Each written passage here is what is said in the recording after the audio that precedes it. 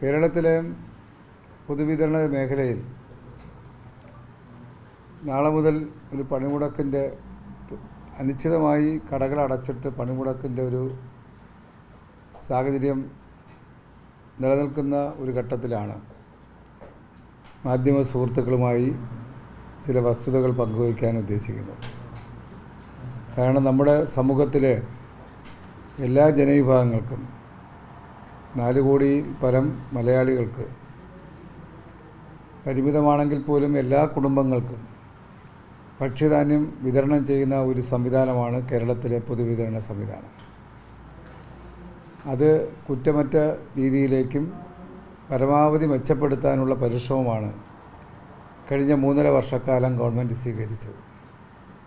അതുകൊണ്ട് തന്നെ ഓരോ മാസത്തെയും കണക്കുകൾ നോക്കിയാൽ 83% പരം കുടുംബങ്ങൾ റേഷൻ ഷോപ്പുകളിൽ നിന്ന് ഭക്ഷ്യധാന്യങ്ങൾ വാങ്ങിപ്പോകുന്ന ഒരു അനുഭവമാണ് കേരളത്തിലുള്ളത്. അതിൻ്റെ ക്വാളിറ്റി മെച്ചപ്പെടുത്താൻ, അത് കൃത്യമായി വിതരണം ചെയ്യുവാൻ എന്തെങ്കിലും കാലതാമസം ഉണ്ടാകുന്ന പ്രശ്നം വന്നാൽ ആ മാസത്തെ ഉൽപ്പന്നം വാങ്ങാൻ അടുത്ത മാസത്തെ സമയം കൂടെ അനുവദിച്ചുകൊണ്ട് ഒരാളിനും ഭക്ഷ്യധാന്യം നിഷേധിക്കാത്ത ഒരു നിലപാടാണ് ഗവൺമെൻറ് സ്വീകരിച്ചിട്ടുള്ളത്. നിങ്ങൾ മാധ്യമ സുഹൃത്തുക്കൾക്കറിയാം, ഒരുപാട് വിമർശനങ്ങൾ, ഇത്ര ലക്ഷക്കണക്ക് 75-80 ലക്ഷത്തോളം കുടുംബങ്ങൾ വാങ്ങിപ്പോകുന്ന ഒരു സ്ഥാപനം എന്ന നിലയിൽ ചില ചെറിയ ചെറിയ വിഷയങ്ങൾ പലപ്പോഴും ഉണ്ടാകാറുണ്ട്. എന്നാൽ അതിനെയെല്ലാം അതിൻ്റെ ഗൗരവം കണക്കിലെടുത്തുകൊണ്ട് ആ പ്രശ്നങ്ങൾക്ക് പരിഹാരം കാണാനുള്ള ഒരു പരിശ്രമമാണ് ഞാൻ ശ്രമിച്ചിട്ടുള്ളത്. അതല്ലാതെ അത്തരം പ്രശ്നങ്ങളെ തള്ളിക്കളയുകയോ നിരാകരിക്കുന്ന നിലപാട് ഒരു ഘട്ടത്തിലും സ്വീകരിച്ചിട്ടില്ല.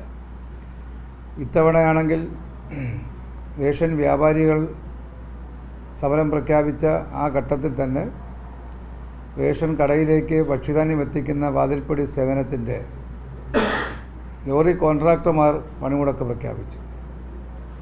കഴിഞ്ഞ 1-ാം തീയതി മുതൽ ഇന്നലെ 25-ാം തീയതി വരെ 25 ദിവസക്കാലം തുടർച്ചയായി അവർ സമരത്തിൽ ഉറച്ചു നിന്നു.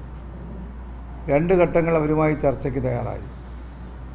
ആ ചർച്ചയ്ക്ക് തയ്യാറായെങ്കിലും അവർ അതിനോട് അനുകൂലമായ നിലപാട് സ്വീകരിക്കാതെ സമരത്തിൽ ഉറച്ചു നിൽക്കുകയാണ് ഉണ്ടായത്.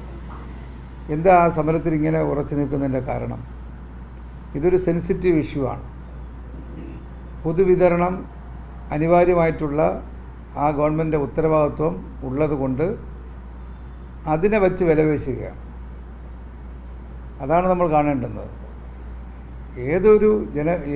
ഏത് വിഭാഗത്തിൽപ്പെട്ട ആളുകളാണെങ്കിലും ജനങ്ങളെ അവരുടെ ഭക്ഷണത്തെ മുൻനിർത്തി ആ ഭക്ഷണത്തെ കയ്യിൽ വെച്ച് കൊണ്ട് വിലപേശുന്ന രീതി നമ്മുടെ നാടിനൊരിക്കലും ഗുണം ചെയ്യില്ല.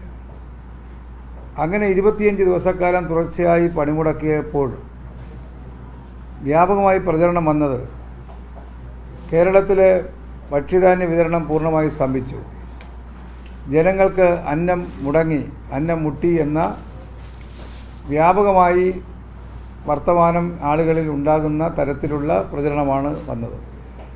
എന്നാൽ മാധ്യമങ്ങളിലൂടെ ജനങ്ങൾ അറിയേണ്ടുന്നത് ഇന്നലെ വൈകുന്നേരം വരെ ഈ കഴിഞ്ഞ മാസം 59,31,393 കുടുംബങ്ങൾ എന്ന് പറഞ്ഞാൽ 64% കുടുംബങ്ങൾ 64% കുടുംബങ്ങൾ നമ്മുടെ റേഷൻ ഷോപ്പുകളിൽ നിന്ന് ഭക്ഷ്യധാന്യം വാങ്ങിപ്പോയി. ഇന്നലെ ഒരു ദിവസം 4,54,778 കുടുംബങ്ങൾ ഇന്നലെ ഒറ്റ ദിവസം കേരളത്തിലെ റേഷൻ ഷോപ്പുകളിൽ നിന്ന് ഭക്ഷ്യധാന്യം വാങ്ങിയ അനുഭവമാണ് എനിക്ക് പറയാനുള്ളത്. അപ്പം ജനങ്ങളുടെ അന്നം മുടക്കാതെ ഏറ്റവും നല്ല ക്വാളിറ്റിയുടെ ഉൽപ്പന്നങ്ങൾ FCയുമായുള്ള ചർച്ചകളിൽ കരാറ് ഏർപ്പെടുമ്പോൾ ആ ധാരണ ഉറപ്പാക്കാൻ കഴിയുന്ന അവസ്ഥയിലുള്ള ഇടപെടലുകളെല്ലാം നടത്തിക്കൊണ്ടാണ് ഈ രീതിയിൽ കേരളത്തിലെ പൊതുവിതരണ സംവിധാനത്തെ മുന്നോട്ട് കൊണ്ടുപോകുന്നത്.